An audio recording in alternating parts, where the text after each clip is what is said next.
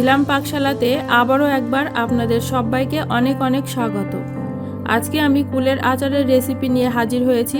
আচার কিন্তু আমরা অনেকেই কম বেশি পছন্দ করে থাকি, তাই অনেকের বাড়িতেই তৈরি করে থাকেন।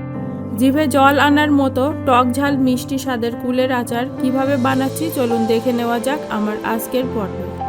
আচার বানানোর জন্য শুকনো কুল নিয়েছি এবং সবগুলোর বোটা আগে থেকেই ছাড়িয়ে নিয়েছি।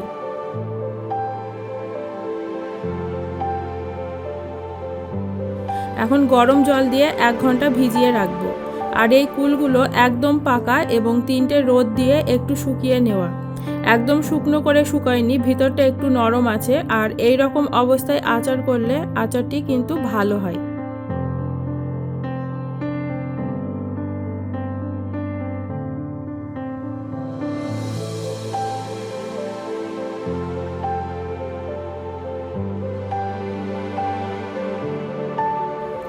চল্লিশ মিনিট পর ফিরে আসলাম। এখন আচার বানানোর জন্য মশলা তৈরি করে নেব। গ্যাস অন করে একটি কড়া বসিয়েছি এবং শুকনো খোলায় মশলাগুলো ভেজে নেব। 2 চা চামচ গোটা ধনে, 2 চা চামচ গোটা মৌরি এবং 1 চা চামচ গোটা জিরে দিয়ে লো ফ্লেমে হালকা ভেজে নিলাম। এবারে 4টে গোটা শুকনো লঙ্কা ভেজে নিলাম।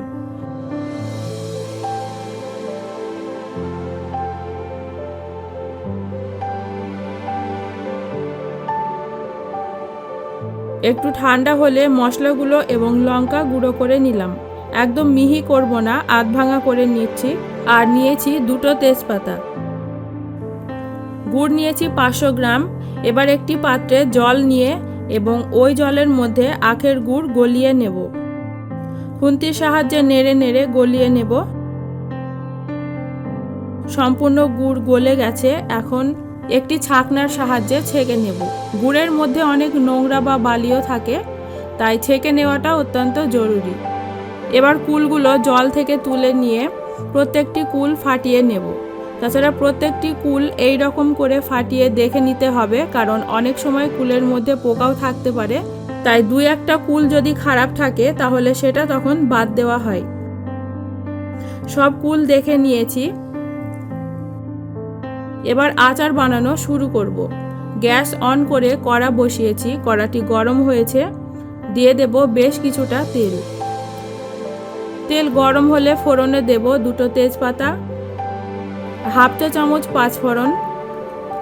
কয়েক সেকেন্ড পর কুলগুলো দিয়ে দিচ্ছি এবং স্বাদ মতো লবণ দিয়ে 5 মিনিট নেড়ে নেব।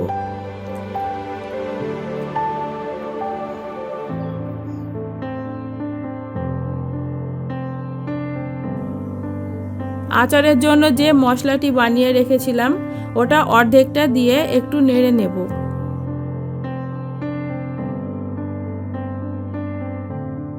এখন গুড় মেশানো জলটা দিয়ে দিচ্ছি। ঘন ঘন নেড়ে দিয়ে প্রায় 30 মিনিট সময় ধরে সিদ্ধ করে নেব।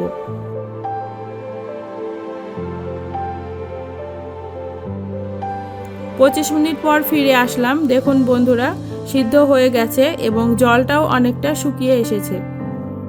এখন বাকি মশলাটুকু দিয়ে দিচ্ছি। আরও 5 মিনিট নেড়ে নেব।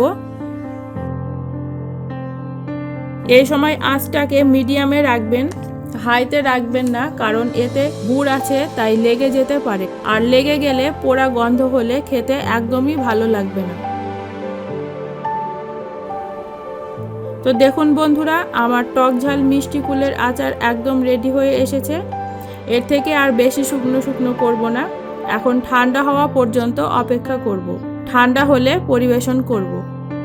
এইরকমভাবে কুলের আচার বানালে প্রায় বছর জুড়ে সংরক্ষণ করা যায়, কিন্তু কাঁচের কোনো পাত্রে রাখতে হবে আর মাঝে মধ্যে রোদে দিতে হবে।